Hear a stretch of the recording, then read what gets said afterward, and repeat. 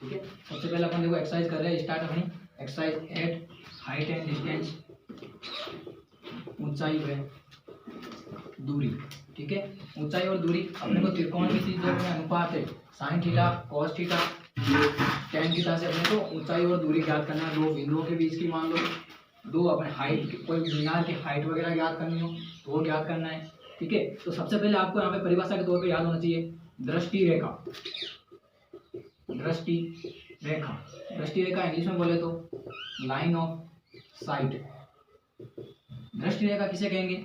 मान लो यहाँ पे कोई वस्तु पड़ी है आपकी और यहाँ पे कोई एक आदमी खड़ा है, वो यहाँ से क्या कर रहा है, इसको देख रहा है, इस वस्तु को देख रहा है। तो वस्तु जो आदमी है देख रहा है, उसकी आंख से लेके जो वस्तु तक मिलाने वाली जो अपनी रेखा बनेगी वो क्या कहलाएगी? आपकी लाइन ऑफ साइट, मतलब दृष्टि रेखा। दृष्टि रेखा कहलाएगी। ठीक है, इसके बाद में आता है आपका यूनियन कोण। यूनियन कोण, यूनियन कोण angle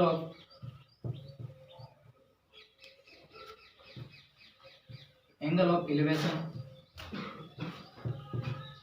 angle of elevation. Union कोण किसे बोलेंगे? मान लो यहाँ पे कोई अपने आंख से कोई ऊपर वस्तु हो, आंख से ऊपर वस्तु हो, तो मान लो यहाँ पे कोई वस्तु है, यहाँ पे इस प्रकार कोई वस्तु पड़ी है और मैं यहाँ पे खड़ा हूँ, मान लो कोई यहाँ पे आदमी कोई खड़ा है। ठीक है, तो यहाँ पे इस वस्तु को मैं देख रहा हूँ, इस वस्तु को देखा, ये लाइन ऑफ साइट हो गई, दृष्टि रेखा बन गई। मान लो मैं इस वस्तु को देख रहा हूँ, मान लो इस कील को देख रहा हूँ, इसको मैं देख रहा हूँ, यहाँ से मेरी आंख से जो वस्तु की ओर जो लाइन जा रही है वो दृष्टि रेखा कहलाएगी। अब मान लो ये क्या हो गया, आप इसके लिए क्षैतिज हो गया, ये क्या कहलाएगा? क्षैतिज धरातल। तो इसका मतलब जो दृष्टि रेखा और जो क्षैतिज है उसके बीच में बना कोण आपका क्या कहलाएगा? यूनियन कोण कहलाएगा। तो इसको क्या बोलेंगे? आंख से ऊपर, आंख से ऊपर, आंख से ऊपर रखी वस्तु, आंख से ऊपर कोई रखी वस्तु है, उसे देखने पर, उसे देखने पर दृष्टि रेखा व क्षैतिज रेखा के बीच, क्षैतिज रेखा के बीच बना कोण, क्षैतिज रेखा के बीच बना कोण क्या कहलाएगा? आपका यूनियन कोण, यूनियन कोण कहलाता है। यहाँ पे क्या बोला है? यूनियन कोण की मतलब यहाँ पे कोई मान लो इस वस्तु को देख रहा हूँ तो ये आपका क्या हो गया? दृष्टि रेखा कहलाएगी। और मान लो यहाँ पे जो मैं ऐसे सीधा खड़ा हूँ तो इससे जो अपनी क्षैतिज रेखा, ये क्षैतिज हो गया, तो इसका मतलब जो दृष्टि रेखा और क्षैतिज रेखा के बीच में बना कोण क्या कहलाएगा? आपका यूनियन कोण कहलाएगा। ठीक है, अब इसके बाद में आता है अपना अवनमन कोण। अवनमन कोण इंग्लिश में बोले तो angle of depression, angle of depression. अवनमन कोण का मतलब है कोई वस्तु नीचे पड़ी हो, आंख से क्या हो? नीचे हो। जैसे मान लो कोई आदमी तो यहाँ पे खड़ा है, आदमी तो कहाँ पे? यहाँ पे खड़ा है। ठीक है, ये मान लो कोई आदमी है और वस्तु कहाँ पे पड़ी है? ये अपना धरातल हो गया। तो यह वस्तु मान लो यहाँ पे पड़ी, कोई नाव है या कुछ भी है। ठीक है, ये वस्तु है, तो इसका मतलब मैं ऐसे देखूंगा नीचे तो यहाँ से लेके तो ये लाइन हुई, वो तो क्या कहलाएगी? दृष्टि रेखा। ये तो आपकी क्या कहलाएगी? दृष्टि रेखा। ये तो आपकी कहलाएगी दृष्टि रेखा। अब मैं मान लो यहाँ पे ऊपर खड़ा हूँ तो मैं ऐसे मेरे सामने जो लाइन होगी वो क्या कहलाएगी? क्षैतिज रेखा।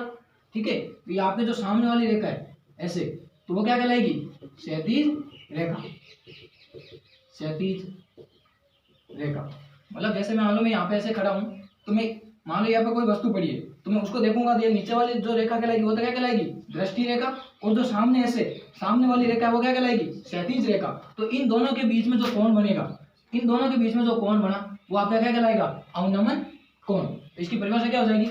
जब कोई वस्तु आंख से नीचे हो, आंख से क्या हो? नीचे हो, तो दृष्टि रेखा और जो क्षैतिज रेखा के बीच में बना कोण क्या कहलाता है? अवनमन कोण कहलाता है। ठीक है, यहाँ तक तो वापस रिवाइज करते हैं। दृष्टि रेखा मतलब किसी वस्तु को देखने पर उस वस्तु और आंख के बीच में जो लाइन मिलाने वाली रेखा है वो क्या कहलाती है? दृष्टि रेखा कहलाती है।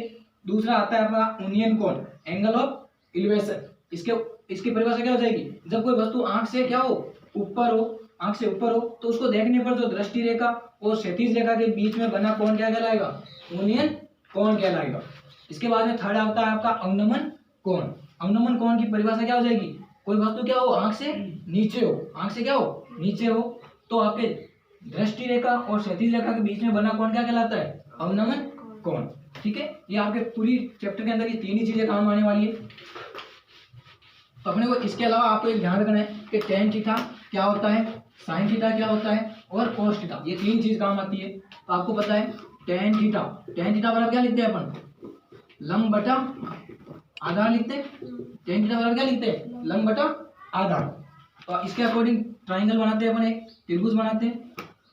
मान लो कोई त्रिभुज ले रहे हैं एबीसी, त्रिभुज एबीसी, और त्रिभुज एबीसी में देखो ये आपका क्या कहलाएगा, आधार, यह क्या कहलाएगा, आधार बेस, ये आपका परपेंडिकुलर बोले तो लंब, ठीक है, और ये वाला आपका क्या कहलाएगा, कर्ण, ठीक है, हाइपोटेनियस, ठीक है। तो देखो एक तो आपको ये ध्यान रखना है लंब बराबर क्या होता है, मतलब टेन थीटा बराबर लंब बटा आधार। तो मेरे को बताओ यदि ये कोई मीनार है तो ये इसकी क्या कहलाएगी, ऊंचाई, ठीक है, ये आपकी क्या कहलाएगी, ऊंचाई, और ये आपके पास क्या कहलाएगी, कोई भी धरातल या कोई वस्तु से दूरी कहलाएगी, ठीक है। तो आपको लंब का मतलब ध्यान रखना क्या होता है, ऊंचाई होता है। इस चैप्टर में आपको ध्यान रखना है लंब बराबर क्या कहलाएगा, ऊंचाई, ठीक है। इसके अलावा साइन थीटा बराबर क्या होता है, आपके लाल बटा काका के अकॉर्डिंग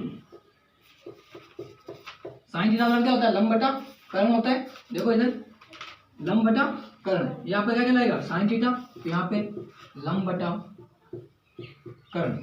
और यदि मैं cos थीटा निकालना चाहूँ तो cos थीटा के अकॉर्डिंग क्या आएगा, आधार बटा कर्ण। तो यहाँ से cos थीटा बराबर आधार बटा कर्ण, ठीक है यार। ये तीनों आप लिख लो, ये डायग्राम बना लो, उसके बाद में अपन क्वेश्चन स्टार्ट करते हैं। पता नहीं कौन है जो है ना इंग्लिश पढ़ाता है, इधर देखो, इधर मेरे सामने देखो है। आप चिढ़ा नहीं रहे इसे, आप तो इसे बता रहे हो एक दिन। मैं चुप रहे वाला तो मैं चुप नहीं बोलो, वो अच्छी बात है, लेकिन आज तो कोई बात नहीं, आगे से ना ऐसे अपने को ज्यादा नहीं बोलना है ना, ऐसे क्योंकि तो मजाक हम करेंगे पागल है ना। क्या, हाँ, इतनी देर तो चुप रह गई। ठीक है, ये लिख लो अभी। तो सारे बच्चे आएंगे तब, वैसे कट पेस्ट हो जाता है, ऐसी बात नहीं। ऐसे तो हो जाता है पर वो